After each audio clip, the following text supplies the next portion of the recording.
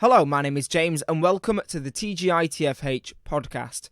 Today's show is all about deletion, whether we should keep images of our ex-partners on social media, what should happen to our data when we die, and whether it's possible to commit a digital suicide. Is it truly possible to delete ourselves from the internet? Before you go and delete yourself though, follow me on Twitter at TGITFH and join the Orange Army. You can also discuss over on our Facebook page the topics in this podcast by going to facebook.com/theguyinthefunnyhat official. So let's get on with the show, shall we? First off, let's talk about your pictures that you share on social media, because let's face it, social media is pretty big now. It's become more or less part of our daily lives. And I always see the content that we share on social media and in the internet in general almost as a tattoo or graffiti in a way. Although it is possible to remove tattoos and graffiti, often or not, they linger for quite a long time before they are removed. So you might want to bear that in mind when you might be sharing certain bits of information. I know I've done it in the past. I've shared all sorts of stupid shit in the past, and I've been shut down for it pretty quick. And it's unbelievable how quick, people notice and pick up. You can go unprotected. You can go undetected, should I say. You can go unprotected as well. But you can go undetected and, some of your content might filter through. But it's not very common that happens to most people. Unless you have, 5 people on social media. And everyone else has, 700. And then the ratio to you is a lot lower. So there's a less likelihood of you showing up in their newsfeed. But, hey, your stuff lingers for a while. So, like most things, we share our memories, we share, it's just like a photo album really, we share our thoughts and our feelings, and we share what we get up to. Now, when you're in a relationship, you tend to go on Facebook and you tend to share what you're up to, and keep it as a bit of a memory. You tag your spouse in it or whatever, and, they like it, and then you like their pictures, and it's all, kind of sweet and nice. And then you come to this point where you break up. And these pictures that you now have, these memories, these emotional statuses that you've put on, and these updates and these things on Instagram and Twitter and whatever, they're there in front of you. You're sobbing your eyes out, eating ice cream in front of Netflix. And you can see these pictures that, remind you of this person. Now, what do you do with them?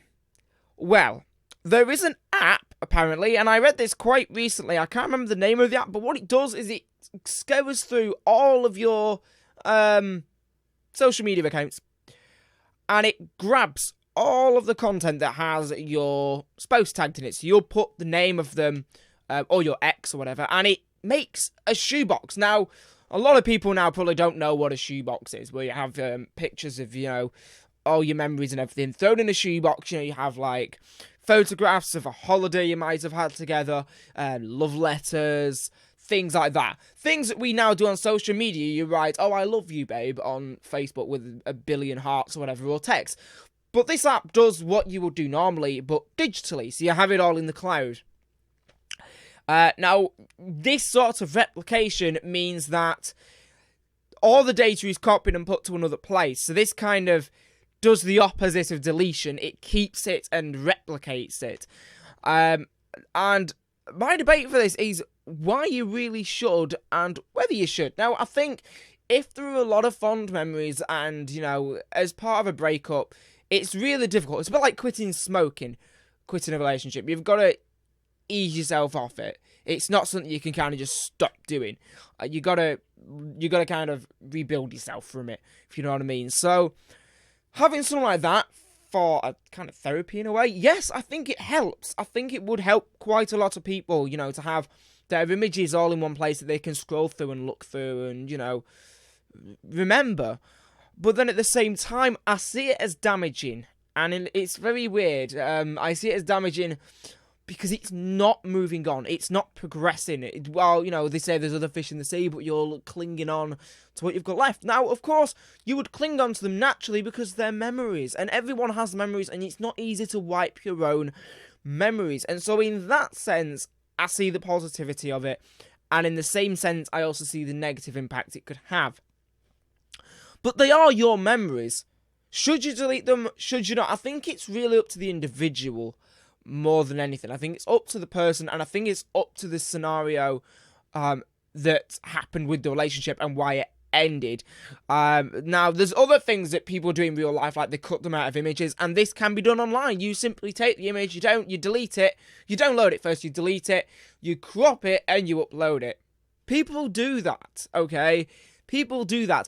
But another thing that really got to me is, and this is something like, it's kind of going there. Now, usually when you break up, you don't really want to speak to your ex, unless you're really good friends with them, and it was just kind of a throwaway relationship. But, when you break up, you don't really want to go back to them. Do you know what I mean? You don't want to really have any sort of communication with them. You'll go through this phase of hatred. And then maybe when you're a bit more mature, you'll probably add them back and think it was all a bit of a malarkey.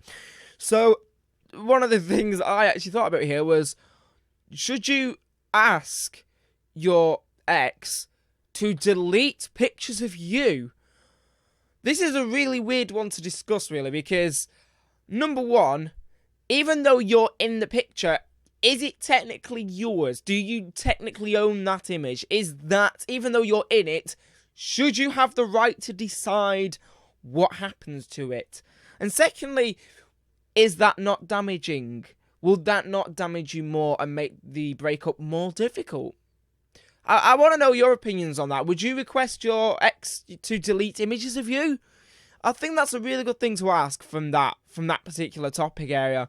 Let me know, because I'm stumped on that one. I think, again, it depends on the scenario, really, and especially, you go through the phase of hatred. I think everyone does that. I think I'm using the word hatred, and I don't think I should be. I think I should be using the word sadness or depression. I don't know. I don't know what word best fits it. You just sort of go through this phase where you're sad, and you really hate everyone for a small amount of time. You really dislike things. So, would you request your ex to delete pictures of you? That's what I want to know from that. The next topic is, what happens to your data when you die? This is a big topic. This is huge, okay? You wouldn't believe this. This has been discussed on almost every single tech site I've ever visited. And I'm talking into a bottle of pop. So, yeah. Where do we begin with this? Well, for a start, let's just go with the very depressing fact that one day, we're all going to die. We're all going to that abyss. We don't know what's going to happen when we die, and we all worry about that, okay? That's enough to worry about. When are we going to die? How are we going to die? What happens after death? But one of the things that we also need to recognise is our media and our digital stuff, our digital collection. We need a digital will is what we need. We need a will or something in our normal will that tells people about your data and what to do with it. And there's a lot out there, let's be honest. Like we discussed before, you're going to have pictures of your ex-partners probably on social media. You're going to have friends, and you don't know what's going to happen. You could die tomorrow. You could die right now. You could die within the next half an hour. All I know is that one day you're going to die, you're going to have to do something with your data. And this is a massive, massive discussion on sites like ReadWrite, ZDNet. So, yeah, let's just go through first all the stuff that you're going to have online. You're going to have your cloud data, which is your stuff that you've saved and you've uploaded to have backups of it, or that you're shifting between machines. So you have your work machine and your home machine, and you got your work data. Now, obviously, if it's work's cloud system, then it's theirs. But if you have your own SkyDrive or your own Dropbox or Google Drive, and you've got your own stuff on there, like your music and your pictures and stuff, that's a lot of data when it mounts up. Even if it's not that many gigabytes, that's a lot of data when you actually look at it. If you were to print it all off and put it into a folder, it'd be quite a lot. Second, you've got your social media accounts, of course. You've also got your offline data. This includes things like your own pictures on your hard drives, your music collections, your games on Steam or Origin or whatever system you use. You've got all your, well, if you use internet banking, you've got your internet bank details. You've got your passwords as well. You've got your Facebook accounts, your Twitter accounts, your Google Plus, if you use Google Plus, your Instagram, all these sites.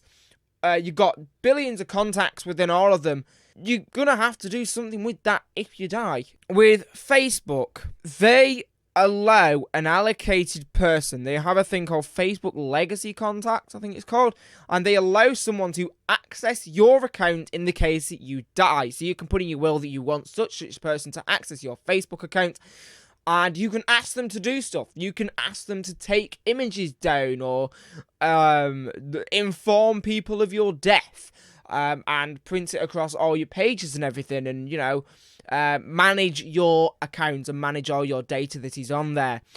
And I think this is quite a really big step in the world of social media, and I think other social media platforms will follow suit. I think Google has followed suit as well with their data strategy, because Google's used by a hell of a lot of people, from young to old. I think they've got a really good one. I couldn't quite track it down. I've tracked it down in the past. I know they have one, but it's very difficult to find. I'm sure it's out there. I just don't know the name of it, but I know Facebook's. So you have someone who goes to your Facebook, and they go through everything, and they tell everyone that you're dead or whatever. And you can write that in your will. Now, there are such things as digital wills. I'm not sure how they work exactly, but I know that you can get a digital will, which is a will specifically designed for people to have your passwords and everything, and access your digital content, sift through it, and decide what should be kept and what shouldn't. But then you get the next hurdle. Even if you did get access to the data, is it legally yours? So if you died and you told someone, yeah, you can access my Facebook account, you can take my data down and, you know, whatever, it's mine. Is it really yours? There is actually an answer to this, and it took me a while to find a real answer, but apparently none of that data is yours. Even though on Facebook, yes, you can go on and you can deactivate it and tell people that you're dead and get pictures off it and all that rubbish. None of the data online, or at least streaming services anyway, aren't actually yours. Now, I think with Facebook, Twitter and Instagram, I think the uploaded data is yours. I think that's how it works. But I think it goes into digital libraries. So this is things like Amazon, iTunes, Netflix, and Steam. This is mostly them. Let's say you went on, I don't know, Adobe, and you downloaded Photoshop through their Adobe online service, which you have to sign up to anyway with your email account and everything. Do you own that copy of Photoshop? The answer is no. If you have a crap load of music that you've downloaded from iTunes, is that music yours? Again, technically, no. If you got a Netflix service and you watched a load of movies and you downloaded a couple of movies or streamed them or whatever, are they yours? No. Steam games, if you spend $6,000 on, or pounds, if you're in Great Britain, on a load of Steam games, are they yours? Again, no. You don't actually own them. And this really took me back for a second until I read into it. The reason you don't own that data is because you didn't buy a copy of the game. You didn't buy a copy of the song. You didn't buy the streamed content or the ebook. All you did was bought a license to own it. You did not buy the actual thing. You bought a license to it, but you did not actually buy that thing, if you get what I mean. It's hard when you kind of think about it, but when you just think you bought a key rather than the actual whole door. That door isn't yours, but you've been given a key. You're allowed to go into that door, but that house isn't yours. Yeah, it really took me back that. Until I started to think about it, I didn't really believe that was real, okay? So it kind of took me back. But I found a really good quote by Tony Bradley, and it's about content when we die and what we actually have. And it reads as follows. The books we read, music we listen to, movies we watch, and pictures we take define us in some ways. They evoke memories for family and friends, and have strong sentimental value. It is tragic to consider that all of the content someone has collected and curated through his or her life could all just disappear. I think that's a really good quote to kind of end with, more than anything on this topic, because I don't really want to go too in depth. So I think, yes, the stuff we do, the stuff we read, our hobbies and things that interest us, they should be remembered and they should be shared. And at a lot of funerals, there are parts where people share what the person was interested in. if they have a hobby or something that spanned their entire life or something that changed their career, that is often mentioned at funerals. And I think the end sentence, it is tragic to consider that all the content someone has collected and curated throughout his or her life could all just disappear. I think that says a lot about our attitudes towards digital content. And it will be quite sad because you have acquired it. It's almost like, it's like photographs, but it's not. It's like when you read a physical book and you say, wow, this changed my entire life. If you read that through a Kindle, you can't pass that down. You can't share the same emotion it gave you to someone else. And I think that's a really good way to end that topic. But this isn't the end of the podcast, surprisingly. No, we've got more. We've got one more topic to cover. Remember that hashtag Orange Army. Keep the conversation going on Twitter at TGITFH. On to our final topic of this week's podcast, which is digital suicide. Now, this is a bit of a personal thing that I always looked into, and I found a really good video about it, and I thought, why not talk about it? Why not give it a good thought? The video was about whether you can not exist online. Now, I'm not going to go into anything more than things like social media with this particular podcast, because if I go any further than that, then it becomes very hazy, very messy, and I do not want to go into that sort of area. So, what is it? It's basically where you don't want to have any internet presence, shall we say. You don't want any presence online anymore. You don't want your name associated with your image or associated with your brands anymore on anything to do with the internet. Again, this is a lot like the other topics. This is absolutely massive. It's kind of known, but not as much as it should be. It's known, but there's a lot more research that needs to go into it, whether we can actually decide whether it is actually possible to get rid of yourself from the internet. It's like in real life, if you hated your life that much, you can take a knife to your throat or whatever, however you want to do it, and you can stop it. You can end your life. So why can't you do it online? If you don't like your online presence, why can't you say, do you know what? Fuck this, I'm off. Why would you want to kill yourself? This is the first conversation I want to have. Why would you want to digitally kill yourself? Why? Well, let's look at a few things. Let's get away from the paedophiles and the sex offenders and all that rubbish that goes on. Because, yes, okay, that's part of it. That's part of it. That's not... It's sort of already known that that's why you would want to. Let's really discuss this. Let's say you were linked to a brand. Okay? You were linked to this company. And this company went bankrupt. This company fell on its knees. And your name as the CEO of this company is still out there being slaughtered online, saying that your decisions for your business that you owned and you had all the rights to were stupid, and that you were an idiot for doing what you did and causing your company to go into liquidation or administration or however you want to put it. So, you take to the internet, you start reading through these articles about how you sucked as a CEO of a company. You don't want that, okay? You're gonna go on to future employment, hopefully. You want to get the best out of yourself, but you don't want to be tied to this history, but there's nothing that you can do because your name's there with your picture, and it says that you're a complete whatever. You want to get off that. Let's put that as a scenario. Let's put that as our base. Or even, do you know what? I don't know, you said something online and you regret it like a year later. That's really sort of down there as a reason. But I think for a business or a CEO or someone who's quite high up to mess up and do something quite catastrophic that could potentially destroy their livelihood, I think it's better to talk about that than go into the sex offenders and the paedophiles and all that rubbish, because that's just go away. So here we go. Start off with the basics. What have you got online? Like we discussed before with the will, what have you got online? Well, you've got your cloud data, you've got your social media, you've got, you've got people blogging about you, how much you sucked. You've got your own website that you had, and even if that website goes down, there's still going to be traces of it. There's still going to be links to it on certain sites. There's going to be reviews of your company, probably, especially if you do services. So, yeah, there's going to be a lot of content about you. There's going to be more than you can ever imagine. The internet is a massive, vast place. And believe it or not, only 0.04% of it is indexed by Google. But we're not going to go into that just yet properly. We're going to leave that for a later podcast. So there's going to be a lot of content online. There's going to be social media accounts for your business. There's going to be social media accounts for you linked to your business. You're going to have a LinkedIn profile and possibly a LinkedIn page for you as the CEO of this company and you work there and all this lovely stuff.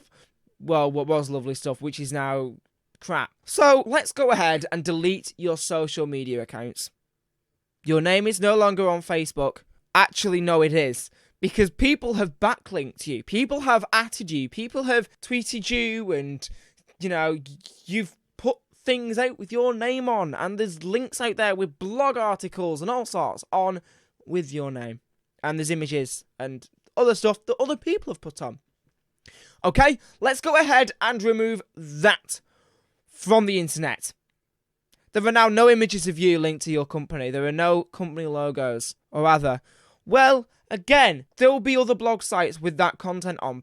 Other writers will have talked about it. Some of which might have met you, some of which might not have done and simply might be slating you. Let's remove the blog articles. You might have won an award. Your award data's still there. You remove that. What else is still there? If you're a small business, you might have reviews. You might have people who say, wow, this is such a good company on certain review sites. So you get rid of that data. If you had a specific location, you might have Google Map addresses. Let's go ahead and remove that. You'd think, wow, we've nearly removed everything. We've merely scratched the surface. The problem is, with deleting yourself from the internet, is that no matter how hard you try, there is always going to be a trace. Always. And it's simply the infrastructure of the internet.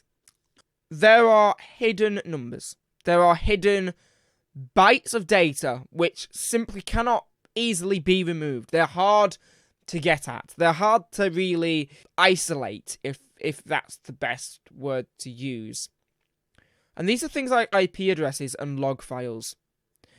When you upload data to the cloud, most services back it up, so that if you accidentally delete it, you can recover it. So there is a copy of most of the stuff you've uploaded onto the internet somewhere. IP addresses that you've used and MAC addresses are all still there, embedded deep into the infrastructure of the internet. Right there with your bank account information for your company and your own bank account information, all there hidden. Right below the surface, almost inaccessible.